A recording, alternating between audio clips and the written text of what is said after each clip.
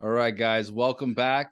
I'm Jose Gonzalez, aka Mr. Wealth Mindset, and we're here to have another conversation around wealth creation with my esteemed colleague, Dr. Liz Blandon. And today we're talking about associations and the roles that they play in wealth creation. So, Dr. Liz, I know we talked a little bit offline before we jumped on, as we always do, but we said well, we're going to talk about three kinds of associations today, right? That being personal, professional, and internal, right? The one that people are sometimes subconsciously unaware of. But let's start off by talking about personal associations, right? Because they say that we're the average of the five people that we spend the most time with, whether that's your health and body, whether that's your finances, whatever it is you do. Our personal associations play a pivotal role in who we are and the types of things that we accomplish, right? So if you're someone that's trying to get healthy, the people that you associate with are going to play a role in how slowly, how quickly, how if ever you make it to this goal, right? So with that, Dr. Liz, talk to us about personal associations. What are your thoughts on that, and where people need to focus on in that part? Well, thank you. And definitely it's an honor to be able to share this platform with you and have these conversations. You bring such rich information and such rich, just so much to this conversation. So thank you for this time. Well, with personal associations, I think it's so important that we handpick the people that are in our personal circle, and because I believe that energy is so important. And if you Mm, associate with people with negative energy, it's like light and dark not sharing the same space. One of them is going to overtake the other, you know. So like sometimes when you walk into a room, if you have a big personality, you kind of can feel it when you can shift the room. Actually, if your personality is big enough, you've met those people, type of people. So I think your personal associations definitely help to determine how well you reach your goals or how you meet your goals. Even in our when we talk about personal, we talk about the health part of it, as far as like exercising. If you have accountability partners that you've given permission to help you to reach your goals, when they call you, you better be up and doing what you need to do, right? that's right. And That's right. yeah, so I think your personal associations is just very, very important to your success in anything. And I'll tell one thing about myself before we go to go on. I was in a really horrific car accident, Mm, and they told me I had plateaued and everything. But when I finished with the physical therapy, I went to working out with a personal trainer. But when the personal trainer was no longer there to motivate me or what have you, I took a little break. But then I had to get back in my mind and say, wait a minute, that's not the time to stop, because you're gonna relapse. So I had to get up and push myself. So I had to be my own accountability partner in that. So your associations are very important. I love what you said there. Oftentimes people, we talked about accountability partner, right? Like having that relationship. And, when it comes to that accountability, one thing that screams at me when I think about it is that you have a lot of people who will tell you, hey, I have an accountability partner. But is that really an accountability partner? Is that person really going to call you up and say, hey, listen, you say you were going to do this, you didn't do it, right? And so when you pick that accountability partner, when you pick that circle, those personal relationships that you want to leverage for fuel, make sure it's someone who's pushing harder than you, who's hungrier than you, because if they give you excuses, they're gonna take excuses from you, right? Sometimes people Absolutely. people partner with people that they know, this person's gonna make me do it, and like, oh, I'm not gonna partner with that person, I'll partner with this person. But I don't know who it was that said, I take no excuses, and because of that I give none, right? So Absolutely. talking about this personal association, you want to be around people that fuel you, you know and you know who those people are, because you come around them in a setting, and you're like, wow, I love their energy. You need to be around those people, right? Those people that attract you, and bring Absolutely. out, what's inside of you. So love what you shared there. Now let's hop over to professional associations, and I know that we can Ooh. wax poetic on this, right? Because in when you're talking about being a brand, running a business, right? Um, that's heavily predicated on your reputation, right? That's what your brand is. It's the feeling that you give people. It's who they think you are, right? Uh, we all know like Apple, right? Everyone knows like, hey, Apple stands for quality. We all know it costs more than any other computer, right? But you know what you're paying for. So for me, professional associations, again, going back to who you surround yourself with, are very important because, again, if you have certain, professional goals that you're trying to achieve, you need to be around people who can introduce you to people, who can take a liking to you and who you bring value to, right?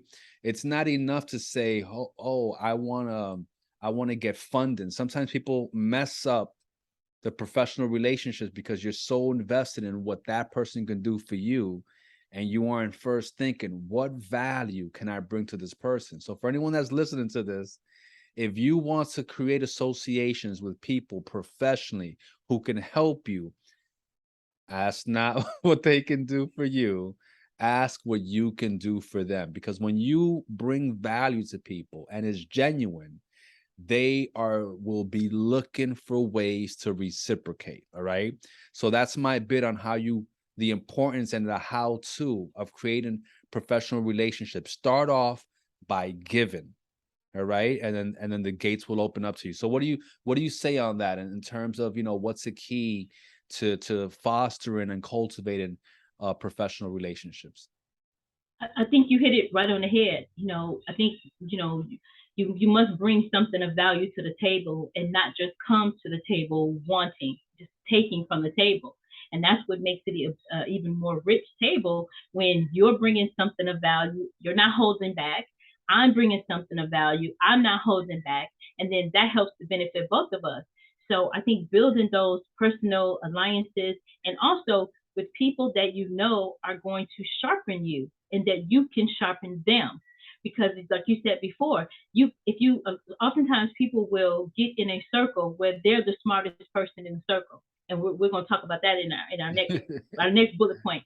But people do that, and when you do that, you stifle your growth, and then it's like everybody comes to you and depends on you. So it's no longer an interdependent circle; it's a dependency, it's a codependency, right? So having people in your circle that with care will tell you when you are not performing, or will call you out on your crap, because oftentimes you bring crap to the table, just to be Yeah. honest. Yep. But they will call you out on that, and those are the people that I hold so dear to me because they do help you to become sharper. They do help you to become crisp. They're just, I mean, they're priceless, absolutely. So having those professional connections around where you know they're not going to let you go out on the stage, crooked, or lipstick on your teeth, ladies. They're not going to let you do that. They're going to make sure that you are at your best, and you're going to make sure that they're at their best. So now we're both depositing, and nobody's leaving with the empty tank, if you will. I love that. What I hear you saying there that I love so much is that, something that separates amateurs from professionals is standards, right?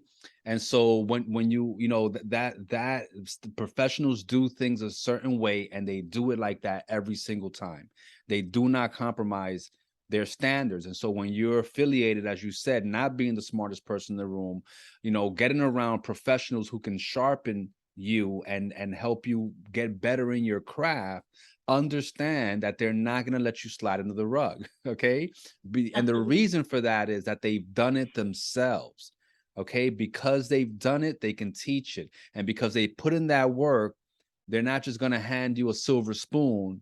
All right. Success, I talked about before. Success is not something that you get from the things that you do. It's something that you deserve, all right, by the person that you become. So that's why it's so important to associate yourself with high players, with people who are going after it. And another thing that I think that people don't realize, sometimes they look at people who are successful and they say, you know, I can't reach out to that person. I can't ask that person for help, right? Because you're putting them on a pedestal.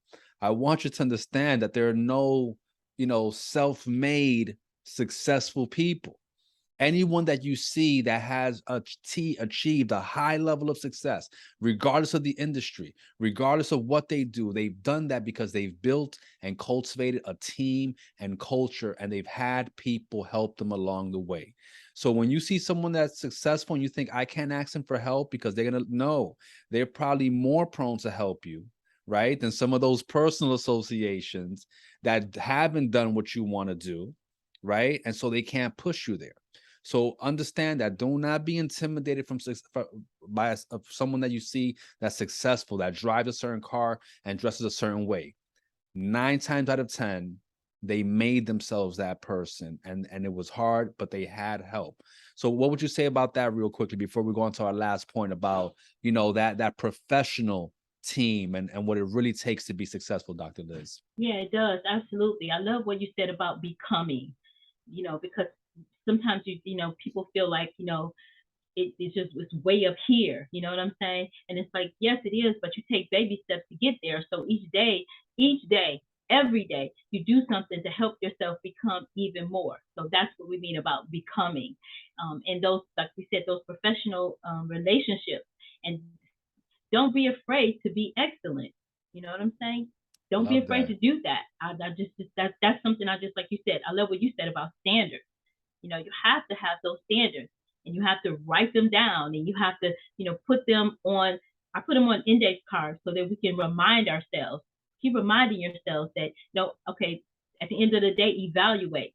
And then tomorrow, evaluate. What did I say I was going to do? Did I say I was going to do it? I have a little chart here that I'll share. The 5 characteristics. It says the 5 characteristics of good work ethic. It's reliability, dedication, productivity, cooperation, and character. Character. I want to add another one: integrity. Are you Mm. doing what you say you're going to do and holding yourself accountable first? Yep, that's what they say. Character is who you are when no one is watching, right? So, Absolutely. so I love that. I love that. So now we're gonna go on to our last association topic for today, which is internal association. Right? This one is it's so subconscious that when people hear, they're like, yeah, there is an internal dialogue. There is a person that I speak to more than anyone else, and it's me, right? So I'm gonna yield to you to start this one off. But what would you say about the importance of internal associations and what that means to you? It's what do you say when you're talking to yourself? And I know people always say, when you talk to yourself, there's something wrong with you. But I say you better talk to yourself. You better listen to yourself. So what are you saying to yourself? Sometimes we are our worst critic. And so we'll get something that we feel is a shortcoming, and we'll dwell on that. So we'll continue to tell ourselves that in our heads. So a lot of the negative talk that we either tell ourselves or that other people have told us, that's what's playing in our head. So we have to go back and reverse that by putting in and pouring in positive information. I'm an avid reader. I'm audio books or books, because you're hearing those words, you're in your own voice. So that's helping you to see it a different way. You know what I'm saying? You don't want to be Yep. your own source of reference. Okay. So your own source of reference without adding additional information, without adding, successful information, success tools. You know what I'm saying? So, what do you say when you're by yourself? What do you say when you're standing in front of that mirror? Yep. Yep. No, I love that. I was actually reading a quote this morning by Robert Kiyosaki. I'm a paraphrase because I just read it, so I don't know it verbatim, but it was something to the effect that it doesn't really matter. It's not so important what others say about you. It's what you tell yourself about yourself. That's the most important. And one thing that a movie scene that I think illustrates this to me. My wife and I was playing one of my favorite movies is Rocky 4, right? So I was watching some scenes on it the other day, and I was with my wife watching the scene, and for me, the best the best scene of that movie was when he announced, right, he had a press conference, he announced that he was going to fight Drago, right? Drago had just killed Apollo. Rocky goes on, hosts this press conference, didn't tell his wife, didn't tell anybody, and he was like, I'm going to fight Drago, whatever his terms are, we'll do it in Russia, whatever, I don't even want money for it, right? And then he goes for a long drive, he comes home, and Adrian's like, you know, like, are you okay? He's like, yeah, I just had to clear my head.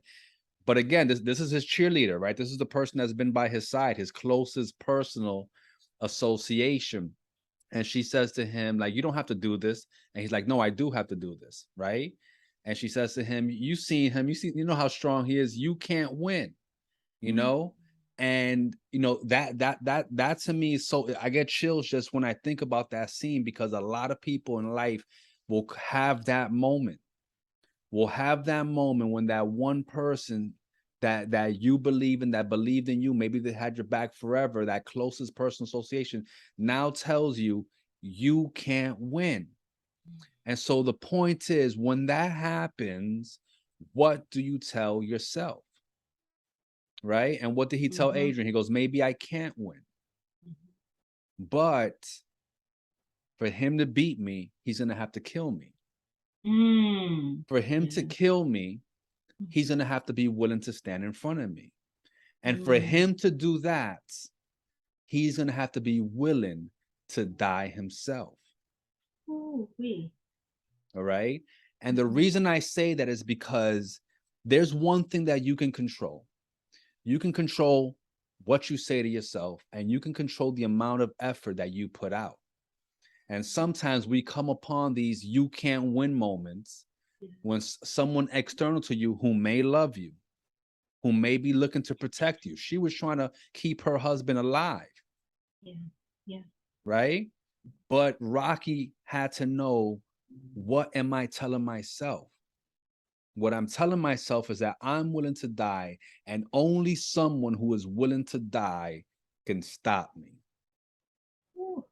All right? I mean, you just gave me chills over here. If you tell yourself, I'm willing to outwork anyone, and only someone that's willing to outwork me can stop me, then it's up to you. All right? If you're willing to tell yourself, I'm, like you said, I'm excellent, great ideas flow through me, there's a purpose for me being here, there's greatness inside of me. If you decide to make that your internal dialogue, don't let anyone, don't accept anyone's idea to the contrary. So I think that this idea of internal association is so powerful, because I don't know if it was who was it, says maybe Socrates, maybe whoever, but it's about knowing yourself, right? Absolutely. Knowing yourself, like it was something about knowing yourself is true mastery. You have to know who you are, because you're going to find things, influences, associations that are going to shape you and shift you. If you don't know who you are, it's a slippery slope. So Dr. Liz, I appreciate, so much your time. I love these conversations. I know that we're both passionate and committed to helping people expand their mind, right? See the realm of possibility, and know that you can create the life that you desire. So I want to leave it with you for any closing words. What are your final thoughts on this topic, or just anything that you want to share with our audience? What I've been looking at, through our conversation, is right over your shoulder. It says believe. And that is so important when I talk about positive affirmations all through your home or your workspace. Again, that's your subconscious mind picking that up all during the day. Believe. And the biggest thing is to believe in yourself. Believe that you can. And also remember that you are always becoming. So don't get so hard on yourself if you just fall short of your goal for the day. Dust yourself off and get back up, and there's tomorrow for you to actually accomplish it. So, I just, always say this. I say, listen, learn, and leverage this information. It's going to bring more and more conversations to you, so that we can start doing a paradigm shift and start to get rid of some of those old negative tapes and start replacing them with some positive information. So, I just say plug into the conversations, and we're going to bring more and more meat for you to think about. Awesome. Love it. All right, guys. Thank you so much for joining us. We will see you on the next video. Peace out. Bye for now.